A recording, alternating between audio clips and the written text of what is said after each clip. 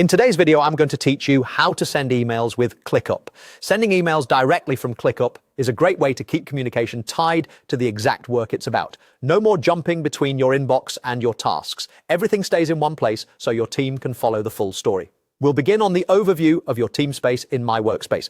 This is your high-level hub, and it's a good checkpoint to confirm you're in the correct space before you start.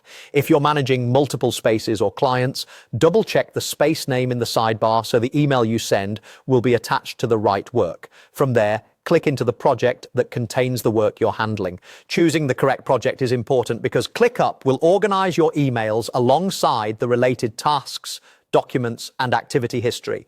Think of it as keeping your message chain filed exactly where future you and your teammates will expect to find it. Next, open the specific task where you want the conversation to live. Sending an email from a task keeps context crystal clear. Assignees, due dates, attachments, and comments are all visible alongside the email thread. If you collaborate with others, this makes it effortless for them to catch up without asking for screenshots or forwarding chains.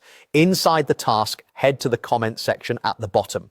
By default, this box is set up for task comments, but you can switch the composer to email. Click the control in the comment box to change it from comment mode to email mode.